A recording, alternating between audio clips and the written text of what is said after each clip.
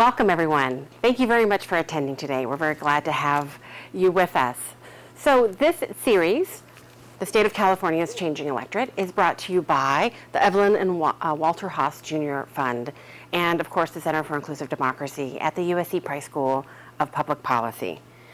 So I'm going to start off telling you a little bit about the series, and then we'll jump into our first session, which, of course, is on automatic voter registration in California. So the series itself is going to be something that's going to play out really over a number of months, now through at least September. And we have a total of 7 different topics that we are coming to the Capitol to discuss with lawmakers, staff, and really any interested parties that want to learn more about elections in California, but particularly how different election reforms have impacted the state's changing electorate. So the first topic is, as I mentioned, automatic voter registration. On this topic and the rest of them, our goal here we want to kind of emphasize up front is to be educational, right? At the Center for Inclusive Democracy, we are a neutral, nonpartisan academic research center. We have conducted a lot of research on different election reforms in California and nationally over the years. And we have had a number of conversations here directly at the Capitol, a number of presentations over the years. We feel it's important to disseminate our research as much as possible directly to those at the Capitol, policymakers at the state level, and of course at other levels as well. And we want to emphasize again, this is a nonpartisan, but also a presentation on all of these topics for the series that doesn't take one particular legislative position. We don't support ever or take positions on bills. We really are coming at this series and everything that we do in an educational goal, with an educational goal and with the nonpartisan presentation as always. So that being said, let's go ahead and jump in. Session 1. California's new motor voter law, what has been the reform's impact on the makeup of the state's registered electorate? So here we're talking about the state of the voter roll, those that are registered to vote in the state of California. How has that changed or not changed over time since we have adopted and implemented automatic voter registration? What I will mention here in a moment, I'll cover some of the recent research that both the Center for Inclusive Democracy has put forward, as well as the Public Policy Institute of California. And of course, we're joined today by Eric McGee, Senior Fellow at the Public Policy Institute. So we're not going to cover just CID's research. We want to cover the research in the field. It just so happens that when we talk about California's version of automatic voter registration, the overwhelming majority of the research that's put forward that we're aware of has been put forward by both of our institutions. So that's why we're covering that. If we step back, though, of course, there's a body of literature that has been available for quite a long time in the academic world and beyond that talks about the importance of registration, period. So going back, a couple of decades, just identifying what we all know is that to vote in the United States is a 2-step process. You have to register before you can actually vote. There are barriers to both, but registration itself, right, is something that should be examined, making it easier, more accessible, or at least understanding how people interact with the registration process is a key part of understanding the voting process in the United States. And registration, the rules, the requirements can be a barrier for many people, and it can also, over time, certainly vary across groups, by demographics, by geography, by other statuses as well. So I'm not going to, for today's purposes, I'm just going to breeze through this, but of course the video will be available, and we also will have our PowerPoint available for those of you that may want to look up some of these different reports that we're citing here. But we've seen over time by different scholars just an identification of mixed effects of registration reforms on turnout, the state of turnout. Early work on AVR has found associations with higher registration and turnout, some causal effects. Some of Eric's work is cited here as well as mine. There's been a key question about, not just how registration and the potential of automatic voter registration can affect turnout, but how does it affect the turnout gap? And so there we're talking about disparities across groups, particularly by race, ethnicity, and age. And with Fraga, largely most of his work has looked at race. So understanding the different turnout rates by race in the United States and how can registration rate kind of impact that. And then a very recent report by Sylvia Kim of American University looking specifically at California, again an academic paper, finding that the variation of AVR that targets existing registrants as opposed to eligible non-registrants increases turnout by almost 6 percentage points, although she did find I think a key distinction there by political party, so not so much of an impact for Democrats, but for those registrants that were registered as Republican or as independent. All right, or no party preference. So here's the research report from our institutions. So first, again, focused on California, the Public Policy Institute of California, PPIC, led, of course, Eric's work implementing automatic voter registration in California. And when we make the PowerPoint available, these are actually live links, and so you can link directly to the reports if you're interested.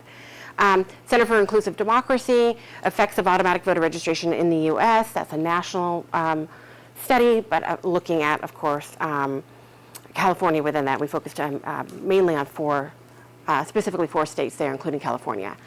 Our brand new report that we released just a few weeks ago, actually at the end of March, California New Motor Voter, Changing the State's Voter Registration Landscape, and then a couple of academic papers, all led by Eric, and then including Charlotte Hill and myself, the registration and turnout effects of automatic voter registration, and then the equity effects of automatic voter registration. So today we're not going to cover all of this. We're going to cover highlights of some of these reports and walk you through, if you are a Ledge member or a staff member or someone else that wants to reference some of these reports, trying to learn more about some of the details around the research. We're going to take you through kind of the ones that we're highlighting, so the highlights of some of these reports that we think are important, and also walk you through what has changed in subsequent reports, right, as research evolves.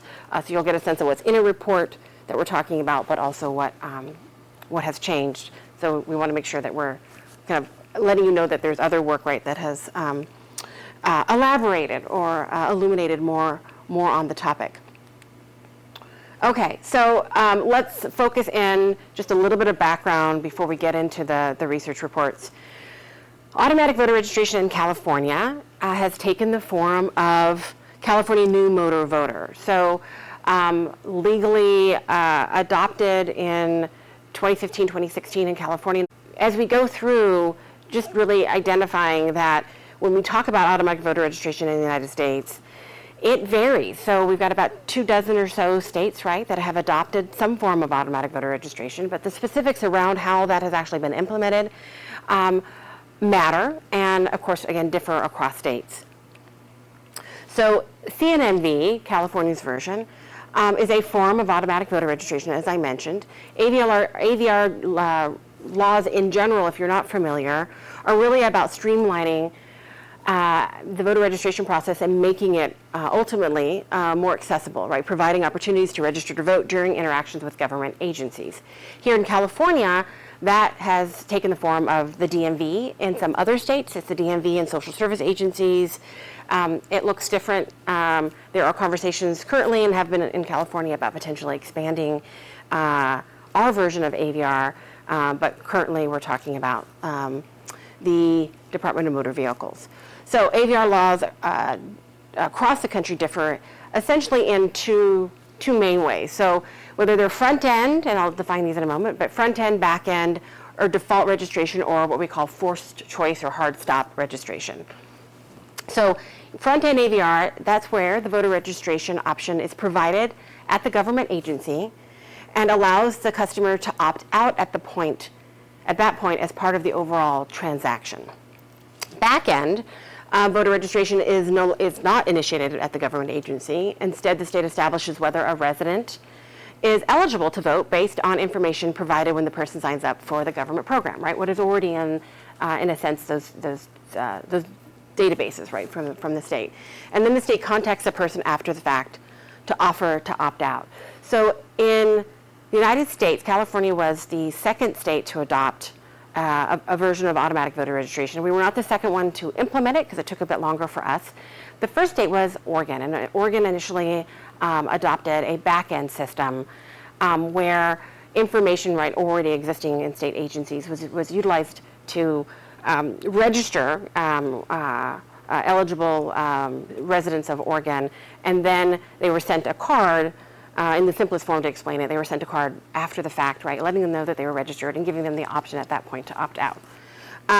California is a front-end system, so you go through the DMV, and that is when you engage with the automatic voter registration system. Default registration is when eligible registrants are registered to vote unless they indicate that they want to opt out. Or a forced choice or hard stop registration is when that government agency, customers of the government agency, must answer voter registration questions or they cannot complete their transaction. And so for California, we are a forced choice. You are going through your transaction, whether it be a new license, a renewal, and you are asked first if you're eligible to vote, eligible to register, and then you are asked the question about registration itself. So as I already alluded, it is April 2018, excuse me. 2018 is a front-end forced choice AVR system. DMV customers are asked a series of registration questions, just to detail this out a little bit more. Driver's license, identification card, change of address, transactions, in person or online. And if you've been to a DMV prior to this period and remember being asked or something about voter registration, that yes, thanks to the National Voter Registration Act, across the country, if you engaged with the DMV or other social service agencies as designated by the Act, you were asked if you wanted to register to vote.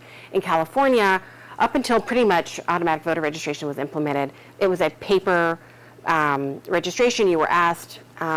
Registrations, as we understand it, were not very robust at the DMV. People had to fill out that form kind of separately.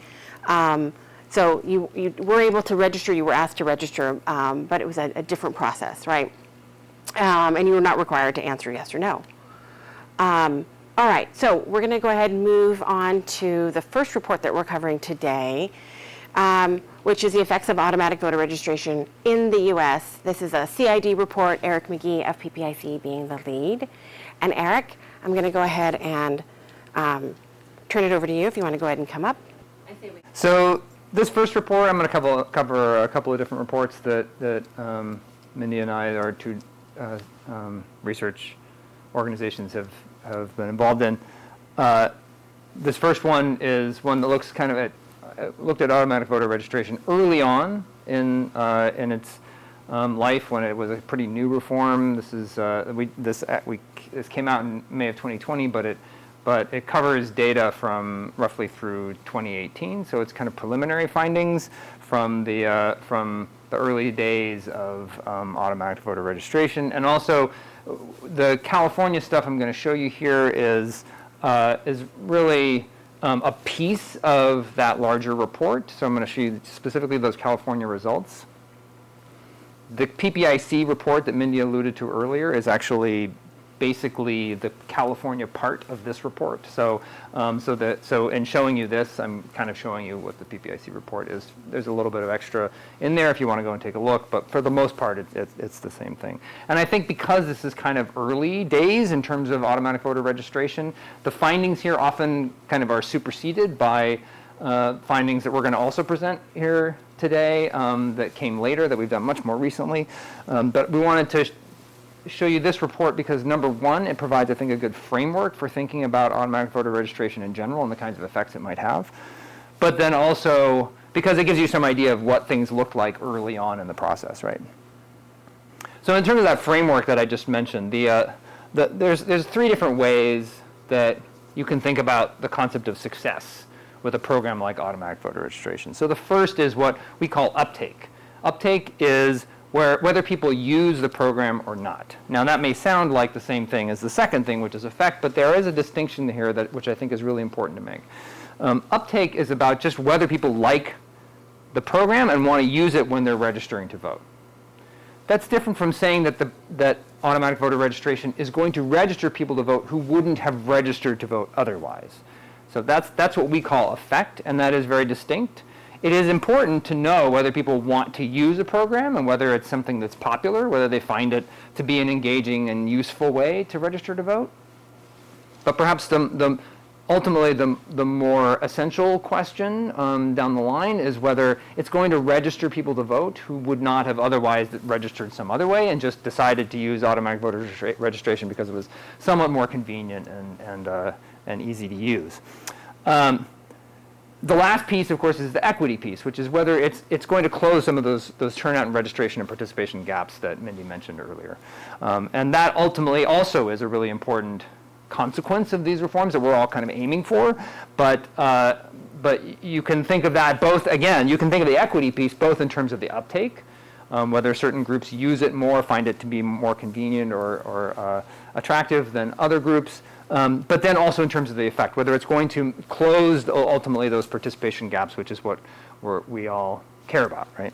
So in terms of uptake, so in this report, we pulled out 4 states in particular that had adopted automatic voter registration: California, Colorado, Delaware, and Oregon. There were others even at this time, but these are the 4 that we looked at in this particular report. We found strong uptake for all 4. So it's a popular reform everywhere that it's implemented. We actually found kind of mixed evidence of differential uptake across underrepresented groups.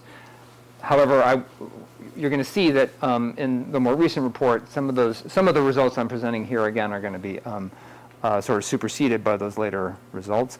But then we found some evidence in terms of kind of the effect side of things, a breaking of the sort of boom and bust registration cycle. I'll get to what that means in just a second. So in terms of uptake, this tells you everything you kind of need to know. Like you see this over a long period, from 2006 up through 2020.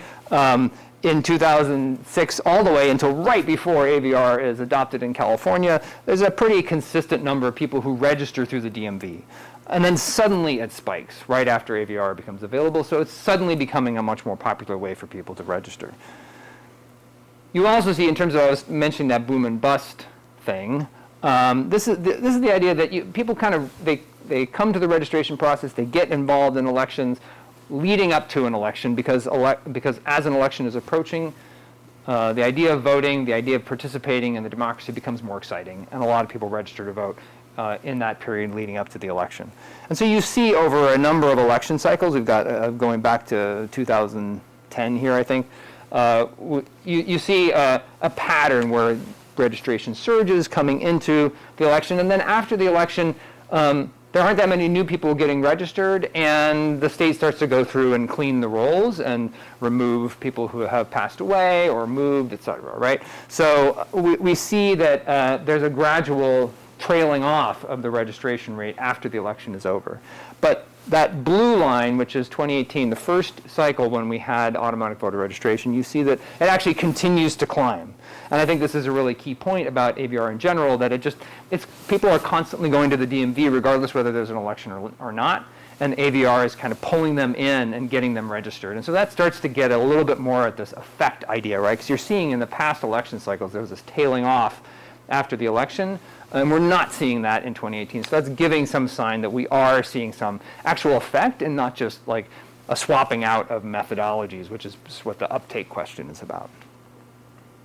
And then this is looking at kind of differential uptake across different groups, and we see that there is some sign that Latinos find AVR a more attractive way to register than other groups, that young people actually find it to be a less attractive way to register than other groups, which is actually a finding that does hold over time, in large part, as you'll see in a minute, that because the AVR and the online voter registration are the two main ways that people get registered, and young people find online voter registration to be an especially attractive way to get registered. So they actually do have a little bit lower uptake, right?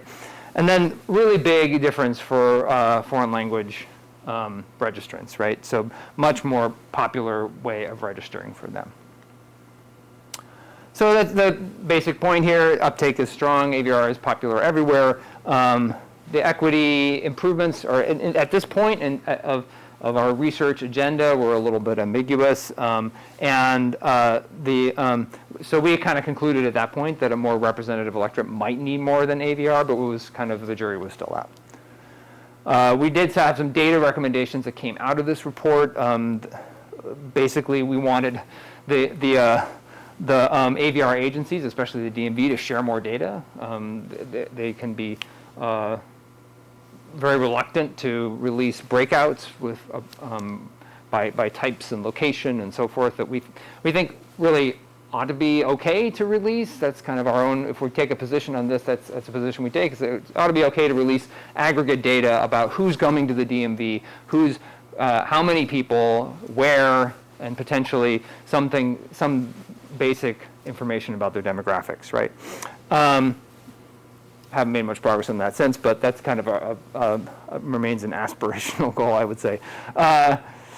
We also found that California didn't provide good, comparable measures of use of AVR before and after the reforms. So some of the things that we wanted to be able to look at, we weren't able to look at. And so in terms of recommending for other states that might be adopting a system like this, it's about trying to make that comparability over time as strong as possible. And then we think there ought to be a DMV registration flag, like something that indicates whether somebody registered at the DMV in the voter file. That's probably that's not going to necessarily reveal anything too damaging about a person. Other social service agencies is a different story, but for the DMV, we think it might make sense to have that flag in there.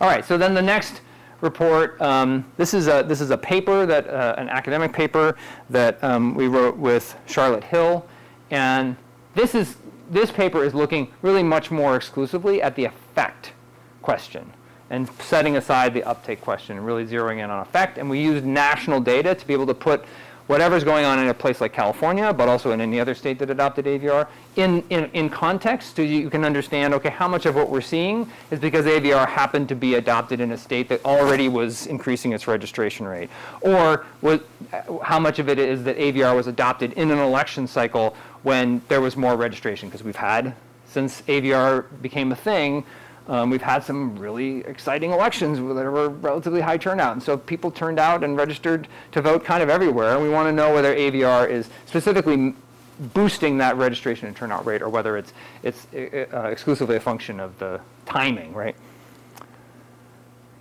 This just gets at the goals, right? And then where it had been adopted by the time that we wrote this paper, which is a lot of places. So there are a lot of states that ultimately adopted AVR, and there's more still to come. So then the question is, we have a methodology for identifying the effects of AVR. And what we look at in this particular paper is the effect on 3 outcomes. So the first is the registration rate. So how many people are registered as a share of the total people who are eligible to be registered. What's the turnout rate among those who are eligible? So you're using as your denominator in your fraction, you're using all the people who are eligible to vote, whether they're registered or not. And then turnout among just the people who got registered. So once you got registered, did you tend to vote as a share of that total registered population?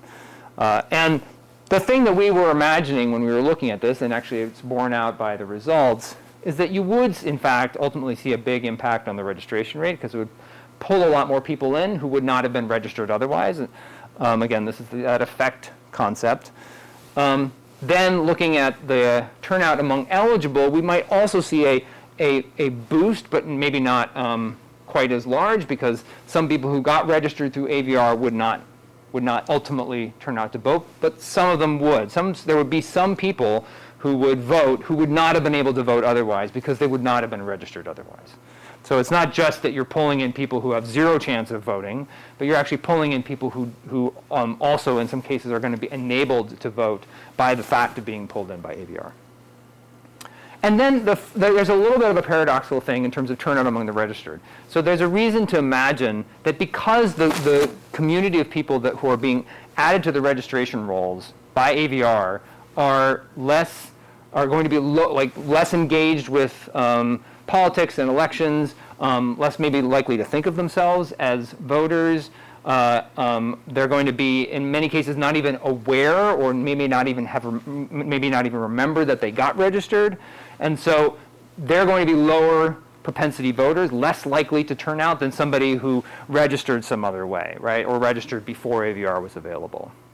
And so that's a reason to think that as a share of that registered population, you actually might see turnout decline a little bit, right, because you're adding to the registration rolls a group of people who wouldn't be there otherwise, but are lower propensity voters than the ones who were there already, right?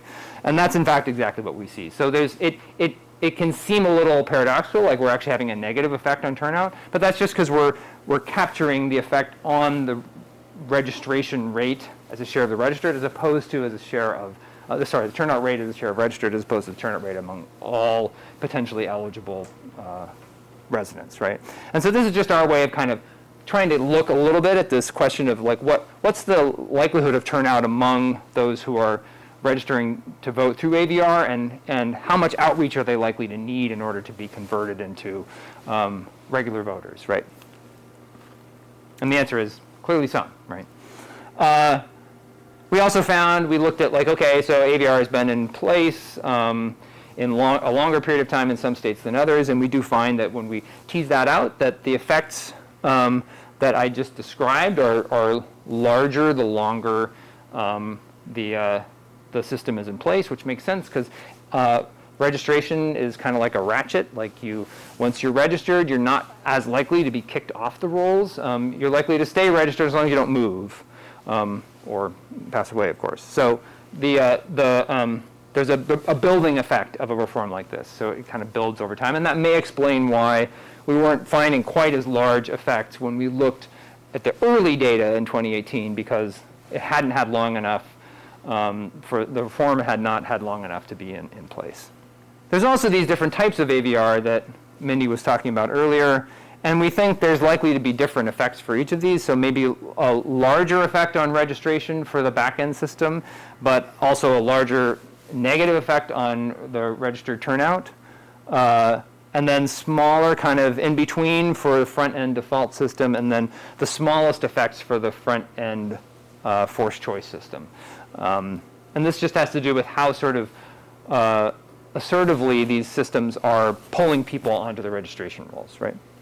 And that's in fact what we find. So in the top panel is the back end, and it's a little hard to see these, but within each panel there's registration rate, turnout rate, and among the eligible, and turnout among the registered, which we had talked about a second ago on that other slide, and it's showing it separately for each of these different types of systems. And you can see that, like for that back-end system, it's really big effects, like everything's spread out, so you're seeing a big effect on registration and a big negative effect on the turnout among the registered, and then that eligible effect is in between, and then kind of in between, like starting to smoosh together for the front-end default, and then it's kind of, they're all sort of the same effect for the front-end forced choice, which is what California has. So the bottom line is it increases registration among lower propensity voters. The impact grows the longer it's in place. The front-end type systems, the front-end forced choice systems, are more efficient in the sense that they pick up people who are most likely to then turn out to vote. But the back-end systems probably register more people because they register them by default. And then there's a follow-on question here, which we're not addressing in this particular paper, which is, what's the impact of this on equity, right? And we are working, as Mindy mentioned, there's another paper, which is still a little preliminary, but that we're working on building out and actually adding into this paper to publish in an academic journal. And so that we're working on that equity piece in terms of looking at it from as an effect, right, as a take or so forth, right? So that's still kind of in process, but in the meantime, I'm going to pass it off to Annie, who's going to talk about the more recent work that looks at some of that uptake piece, and a little bit of the kind of teases around the edges of the effect piece with more recent data. Hi, I'm Annie. I'm the quantitative lead at Center for Inclusive Democracy. I'm going to talk today about our newest report, which was released just a few weeks ago, examining California's new motor voter law and how the voter registration landscape has changed in the state since its implementation in 2018. So in the report, we did a statewide analysis of voting behaviors and voter registration before and after CNMV in order to answer a few questions, primarily how have voter registration rates changed since it's been implemented? How have the ways in which Californians have registered to vote changed? Who tends to register to vote in different methods? How do registered voter turnout rates differ between methods? And finally, how has registered voter turnout overall changed since implementation? To do that, we looked at 3 time points. We looked at 2016 general election, which was prior to CNMV, the 2018 general election, which was 6 months after implementation, and then primarily the 2020 general election, which was 2.5 years after implementation in California. And what we found was that since April 2018, CNMV has become the most common registration source for registrants registering for the first time and updating their registration. So looking at new registrants since April 2018, over 43% registered at the DMV, which is more than online registrations and other sources. It was even more common among re-registrants since 2018, with over 58% registering through the DMV, with only 1/4 of re-registrants registering through the online registration service. CNMV registered almost more than twice the number of re-registrants. For comparison, those people who registered prior to CNMV registered primarily through other sources, so it was a vast majority. Only 13% of registrants prior to April 2018 used the DMV, so there was a pretty large jump. In order to see how registration has changed, we looked at registrants since the previous general election. Among those who are new to the registration process and who have been updating their information, there was about 3.1% of them in 2016 that used the DMV, which jumped all the way up to 42% in 2018 and over 54% in 2020. In comparison, those that were registering online decreased from a little over 52% down to around 29% in both 2018 and 2020. And then you'll see for those who registered before the previous general election, the share of those who are registering at the DMV is steadily increasing as we get further and further along. Here we break down registered voters by their registration type. So are they new voters, are they re-registrants, or are they registered before CNMV? And then also how they registered. So did they register online, at the DMV, or through another source?